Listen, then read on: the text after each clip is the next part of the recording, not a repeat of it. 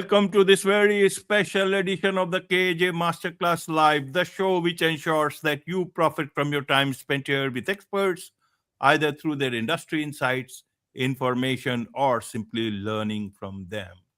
And today we have with us Michael Dugan, author of Turning Snowflakes into Diamonds and creator of the Becoming Diamond framework. So his message is urgent. In an era of AI and constant change, the ability to stay calm, confident, and powerful under pressure is the new human skill set, one that cannot be automated. So we'll learn from him about why identity matters more than motivation, how to shift your state in under a minute, and what it really takes to become unshakable, no matter what you are facing. Welcome to the show, Michael.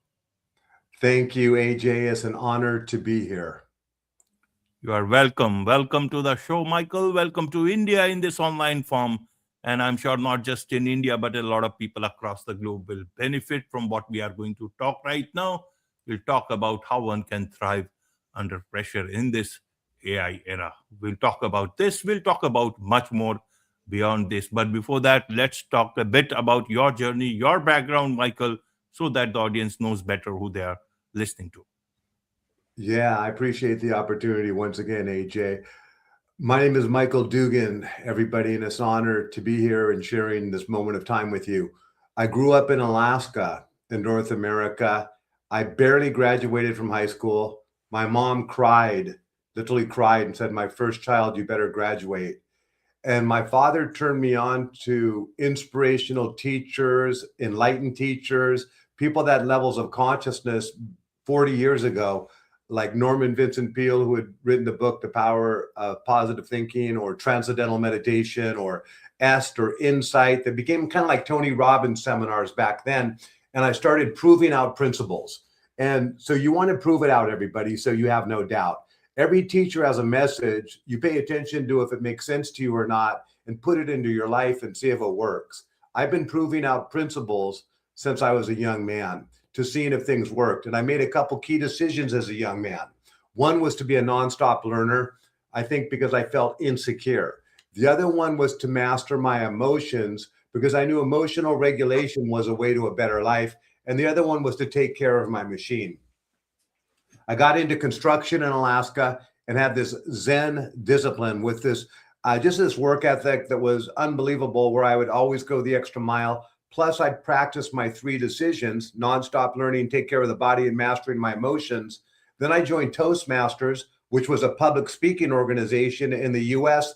It's actually worldwide, that teaches people how to speak in public. And I became the highest level of Toastmaster, called a Distinguished Toastmaster, and won some regional speech contest. Then I did the Mr. Alaska Bodybuilding Contest years ago, you can tell, years ago, and I won the entire show twice. And I started learning things along the pathway.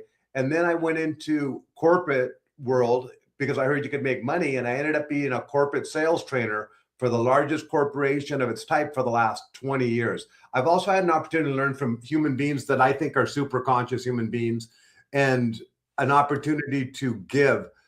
The purpose of turning snowflakes into diamonds. Now, this is a metaphor for Gen Z. Some people know them as the snowflake generation. And in Alaska, when you have snow, it melts at 32 degrees. So snowflakes are beautiful, they're unique, but they melt. Now, a diamond, what makes a diamond is pressure. So it's a reframe like alchemists. Like an alchemist takes lead and turns it into gold. What we're doing is we're taking snowflakes and turning them into diamonds. So in this new world that we're all sharing together with AI, and with robotization, quantum computing, dematerialization of business disruptors, there's a lot going on the planet Earth right now. So snowflakes will melt and diamonds will thrive. So turning pressure into power is simply a decision. And I teach people how to wire that in, AJ. A little bit long-winded, I'm sorry. Not at all, not at all. You are the master, and people have to want to learn from masters like you, Michael. So don't worry about that. Let's worry about artificial intelligence and understand it through your knowledge, Michael. But first, how do you want people to understand what you are trying to say with what you are doing, what you are saying? Yeah, thank you very much. It's simple, everybody, and oftentimes simpler is better. Not always, but oftentimes. And either you're helping the planet Earth or you're hurting the planet Earth. And what's helping it is your vibration or your state of being or your frequency or your mood.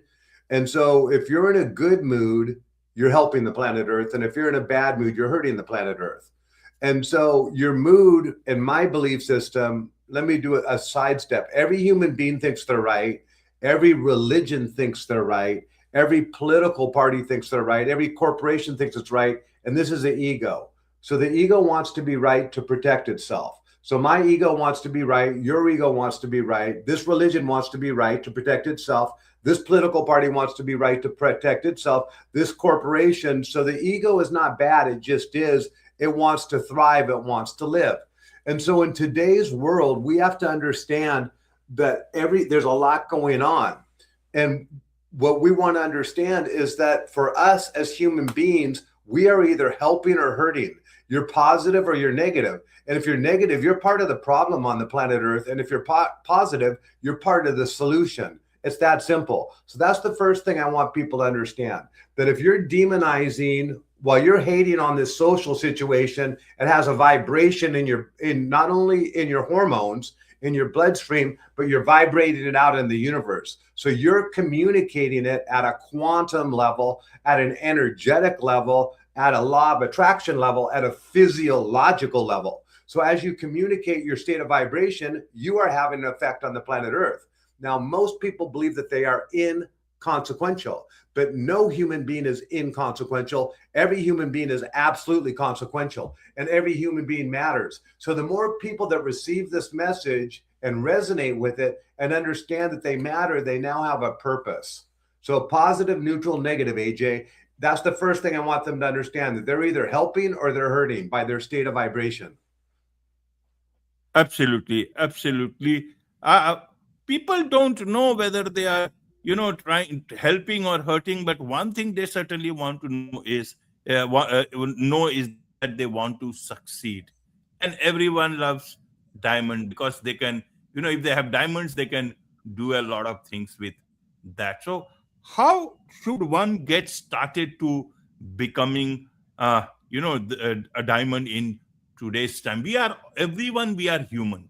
So should we remain humans, or should we also become diamonds? You remember the story of King Midas? He wanted to touch anything and then that thing could turn gold. What do you mean by becoming diamond in today's time? A lot of people who are very successful, they have become diamonds. They are creating a lot of wealth for themselves, but for others it does not mean anything. They are all snowflakes for them. In that backdrop, help us understand in today's time, artificial intelligence times, what is more important? Being human is important, or becoming a diamond is more important? Yeah, well, thank you. When I put diamond, diamond is a very aware human being. It's a super conscious human being. So not necessarily monetarily, financially, they're just super aware, super conscious. And with consciousness comes capabilities.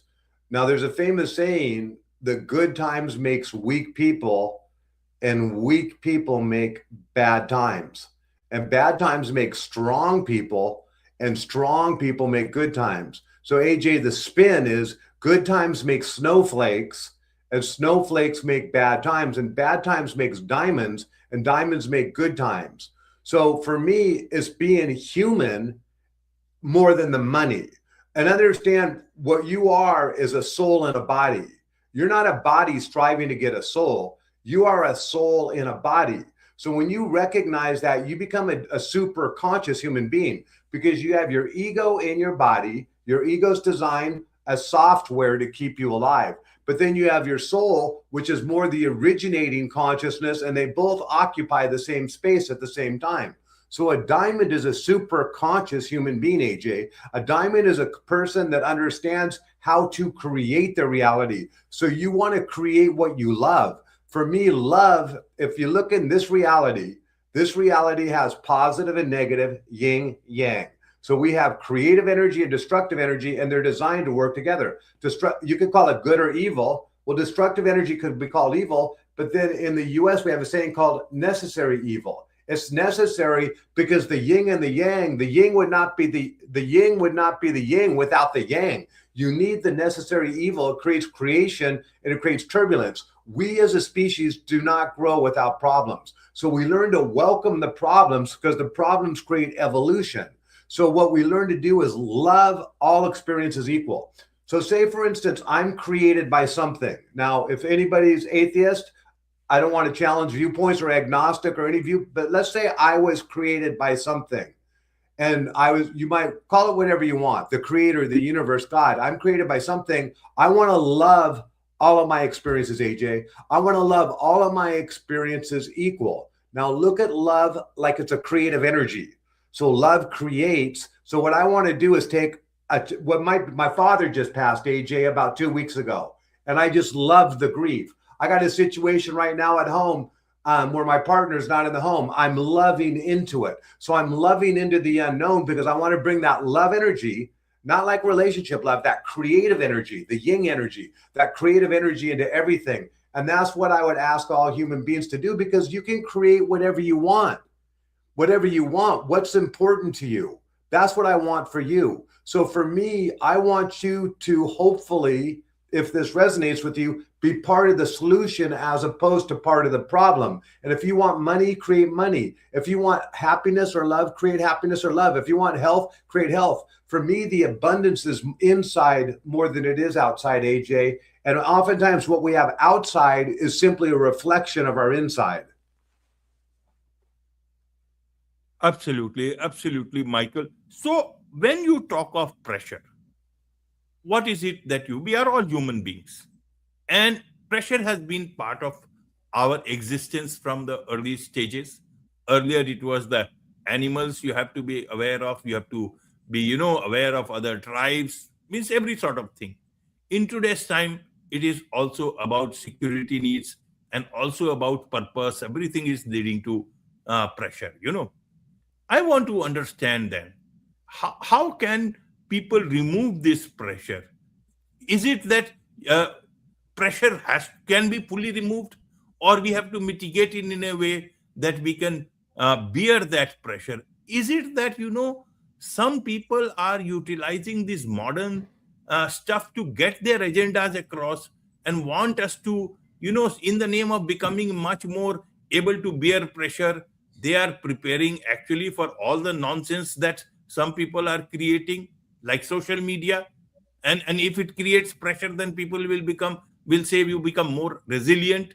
Help us understand from that point of what is it that you mean by being able to bear a lot of pressure. Yeah, no, I appreciate it, AJ. It's when I made the decision to master my emotions when I was 23 years old, I was identified with my emotional state. All emotions are beautiful, but some emotions are survival emotions. Like fear is designed to keep me alive. Anger is designed to keep me alive, but I don't want to be in fear every day. I don't want to be in anger every day. And so I was identified as having a bad temper. I have a bad temper because I'm Irish. So that was my justification for it. I said, I need to let that go. And so when I started to understand that, and when you're truly in the present moment, you're content. So when you master the present moment, you want, like years ago, I was going through a breakup and I had grief in my bloodstream, and I was meditating and my brain was completely quiet. But what happened was my body, when I opened up my eyes, my body still had grief in my bloodstream. And that told me that my hormones were still tied to emotions from my past. So not only do I want to get my brain happy, but I want to get my hormones happy, because when we feel the pressure, oftentimes the ego, it's doing its job to keep us alive. It's like a bodyguard, always looking for what's wrong. And the ego does not like change. So this is a key to your question, AJ. The ego does not like change. The ego wants certainty. So whenever there's change imposed on the ego, it can say, no, I don't want the change. Don't make me change, because you have to rewire the neural network in your brain. So if you look at the ego, it's going to follow the path of least resistance in simplistic terms. It's going to follow basically neuroscience says the majority of our thoughts are the same day after day. So we think the same thoughts, we have thought habits, and then we have emotional habits, then action habits and result habits. So when I teach a teaching that I learned years ago from a man named Lester Levinson, a guy that achieved a high level of consciousness in the 50s, is how you do anything is how you do everything. So if you lose your temper in a minor situation, or if you feel pressure in a minor situation, you're going to feel pressure in a major situation. In my book, Turning Snowflakes into Diamonds, when I was in the Plumbers and Pipe Fitters Union and I would feel pressure, I would be a manager and they put pressure on me to get the job done and do it faster. There's something in pipe fitting, that's industrial piping with hydroelectric projects and oil, called a pressure reducing valve. So this valve takes this incredible amount of pressure and it throttles it down so minimal pressure comes out of it. So up here, a lot of pressure, down here, no pressure. I did not want to put the pressure on my people. I want to be able to observe objectively, calmly, and see what's going on with a heightened state of awareness and be able to communicate what I need to the people. So all human beings have the ability to be content. All human beings have the ability to be calm. They just need to understand how to wire it into their physiology. Because when you understand how to wire it into your physiology, you don't have to think about it anymore, AJ. You just become it. You become a human being that is way more calmer than anybody else, feels way less stressed than anybody else, and handles things as they come. Not only handles them, but loves what life brings you. You love the unknown and you love the challenge because you know it's going to grow you. I call that an apex optimist, like an apex predator, an apex optimist. An optimist optimizes every situation to its advantage, and you're fully experiencing life. Absolutely, absolutely, Michael. Let's talking about your book. Let's talk about your book. Turning snowflakes into diamonds, and then you have got this becoming diamond framework. How does one do that simple in a simple manner, so that even a person from a small place can understand it, whether they have anything to do with AI or not AI, but at least they can also become diamonds in their own way. Yeah, everybody, you matter. All you have to do, diamond is just a metaphor for understanding that you make a difference on the planet Earth. And oftentimes we rise to the level of our belief and people don't believe in themselves. And when you understand you matter, what it does is it lights a fire in your soul, a fire for purpose, enthusiasm, and desire. And so when you matter, there's a saying, when the student's ready, the teacher will appear. Or when the teacher, or when the frequency, like whatever my frequency is, it will bring me frequencies. So when the frequency is ready, the frequency will appear. So I look at life as my teacher. So life is going to, everybody that's listening to this, life is going to bring you all, number one, all experiences are teaching you. All experiences are teaching you. And life is going to bring you things, and some of them are going to resonate with your intuition and some of them are not. So it's learning to be able to communicate with your intuition, and your intuition says, you know what? I need to dig into this. I need to become a diamond. I need to get this book. I need to watch this show. I need to watch this YouTube clip, because you can just feel the calling that there's truth in that. And that truth in that, your soul, basically your consciousness, your boss consciousness or your diamond consciousness will lead you where you want to go. When you understand that you matter, everybody, and you do matter. A simplistic saying is an addendum to what I already said. How you do anything is how you do everything, and everything matters. So as a corporate sales trainer, I say, does your breath matter? Of course it does. Does your hair matter? Of course it does. Does your clothing matter? Of course it does. Does your mood matter? Of course it does. And do you matter? And they all say yes. And then I have them say I matter. And they say, I matter. And I say it like I mean it, I matter. Say it like I mean it, I matter. So that's the first thing, AJ, for any listener to understand, that you absolutely matter. You absolutely make a difference. And that having the ability to start stacking things in your life, if you do the right things will happen. So start looking at your life and just following this new level of devotion. Devotion is discipline with love in it. Be devoted to becoming a diamond. Be devoted to becoming a diamond, and you don't have to use the word diamond. Be devoted to becoming optimistic. Be devoted to becoming conscious.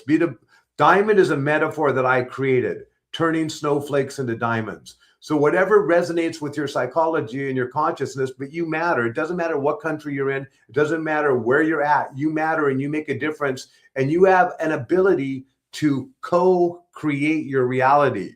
So the more conscious you become, the more of a co-creator you are. And as you co-create your reality, you're going to revel in the excitement, because as you change your insides, you're going to see your outsides are going to mimic back to you the changes in your inside. It's going to build your belief in yourself. Like one day you lift 100 pounds, you go, wow, I lift 100 pounds. Next day, 110 pounds. Next day, 120, 130, 200 pounds. That's going to be your creative ability. And you're going to be able to create your reality at new levels. And as you prove out this principle, you're going to be empowered as a human being. So please understand that you matter. Not only do you matter, but you make matter. Absolutely. Absolutely. How do you want people to see AI and the type of pressure that it is creating? At one point, if I understand, you'd also talk about, that employees today aren't prepared for the level of pressure that's coming. How have you dealt this into the book? You have got so much of, training, understanding, training experience, 20,000 hours training in high pressure corporate environments. Help us understand from all this backdrop understanding of things and the present way the AI and automation and all these changes that are creating a new world. Yeah, it was, first of all, everything is a bell curve, everybody.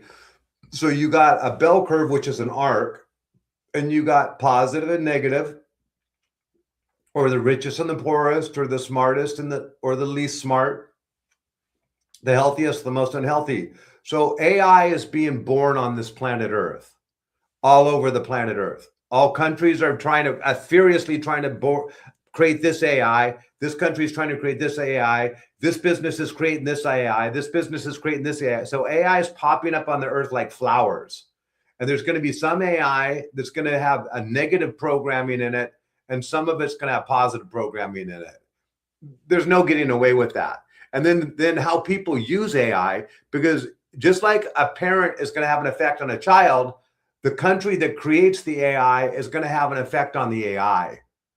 And so the AI is going to go through it's going to be like an infant. All these little baby AIs are on the planet. And once they start truly attaining consciousness, they're going to be like the most conscious things on the planet. So a lot of people are scared to death of that, but that fear makes them part of the problem. What we want to do is you want to learn to welcome it, because that's just where we're at on the planet. And understand that if you don't use it, your competition is going to use it.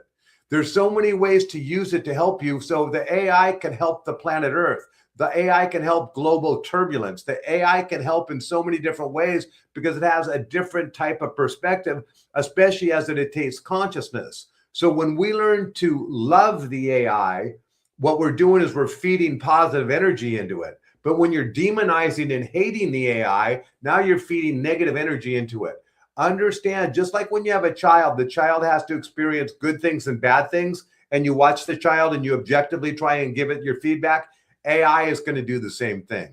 AI is going to be used for bad. AI is going to make mistakes. AI is going to be able to deceive human beings, but there's also going to be AI that's going to have a greater, higher level of order. So for me, it is simplistically what it is. It is you incarnated on this time of the planet where AI is being incarnated all over the planet. So it's going to take jobs away from human beings.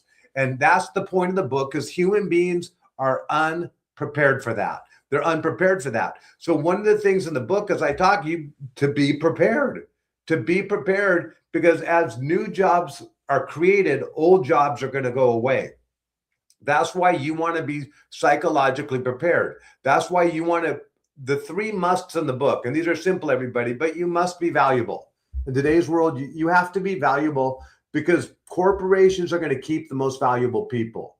People are going to keep the most valuable people. The universe is going to keep the most valuable assets to the universe. So value keeps you alive, but you also have to be adaptable. So you have to understand that your ego does not like change. That's why you want to learn to love change, love into the unknown. You want to understand that every time you rewire your brain, it's going to cause a little bit of aggravation to your ego. So the second thing is to be adaptable. And the third one is to fit in socially. We are a social species. Human beings like going to concerts together. We like going to church together. We like having family. There's something about the beauty of the species. Embrace the species that you are. We're human beings. We stand on 2 feet if you're lucky enough to have your feet. We have 2 eyes if you're lucky enough to have 2 eyes. We're human beings. It doesn't matter where we're sitting. We are these beautiful species on this planet that have fun, that make music, that make movies. And so we get to grow together and experience this together. So it's having the ability to create harmony, part of the solution, as opposed to disharmony, part of the problem. When I talk about people, whenever you see a movie and people go to jail, they automatically segment according to color. So the blacks will go here, the Indians will go here, the whites will go here. They'll segment according to color, and that's base. As we get more conscious, we're more unified. And when we're unified, we're more powerful because we understand love and equality. Absolutely, Michael. Absolutely. You also talk about identity, saying that, identity is, uh, it matters more than motivation. So, how can actually someone, shift identity under pressure? How have you dealt that part in the book? Or is it required to shift identity? And what do you mean by identity here? Yeah, thank you. There's a lot of talk about identities these days. I got turned on to it by a teacher 20 years ago, and my understandings has kept on increasing. But quantum physics says whatever you expect, you get. So whatever you think you are, you are. So we're creating our reality by the expectation we put onto reality. They call that collapsing the wave into a particle, the particle being matter. So what happens is, like, my wife sells hearing aids and she is on this webinar, and this guy came on the webinar and he was full of himself, full of ego. He said, I don't know why I'm here. I shouldn't have to be here. I'm the best in this company. And I giggled and I told her I've met that guy 1,000 times. And I said, he almost always never knows anything. And then she giggled, but he doesn't have to, because he believes he's the best, everybody. That's an identity. I'm the best. When you believe you're the best, you don't need to read the book. Identity and belief is more powerful than knowledge. So when I was young, there's a motivational teacher in America, a prolific author, and he said his name was Brian Tracy. He said the most important thing you can do, I have a bunch of journals over there, is every morning write down what you want to be as a human being. So write it down every morning. And so then in my phone, I was thinking about this morning, AJ, I have a pile of books. I did it for about 12 years. Every day I wrote down about 20 things that I wanted to create myself, everybody, as. I am the universe's most effective speaker. I work harder on myself than anybody could possibly imagine. I only say the good about other people's minds. I am a master of acceptance. I am responsible for my life. I am love. I am a creator. So I would write down these statements every day. And now, even this morning, I recorded something new. I mean, it's intense, but I recorded it because what I'm doing is I'm shaping myself. What I'm doing is I'm giving myself permission to give myself identity upgrades. So this morning I went with ChatGPT 4 and I created iterations of it. And well, my phone's turned off right now. But what I did is I created in my own voice who and what I want to be on the planet at this time. And one thing I said is that I love the unknown. I absolutely love the unknown because most people are scared to death of the unknown. The other thing I said is that I am part of the solution and not part of the problem. I didn't use those words, but my job is to bring that creative energy and be that creative energy. And my job is to be humble, and my job is to be kind, and my job is to serve. And so what I want to do is remind myself, now more important than the words is the feeling. So human beings are like, imagine like an orchestra with classical musicians. So you got the very best violinist, violist, very best trombone, very best pianist, very best in the planet. And so they're playing music, and this music is just unbelievably good. Well, human beings are instruments, and whatever your frequency is, you're sending it out in the universe. So when you say, say you want a doctor, you want to become a doctor, what you want to do is you want to send that musical note out into the universe. So I am the doctor is the word, but what's more important, the word is the feeling, and the feeling that you already are it.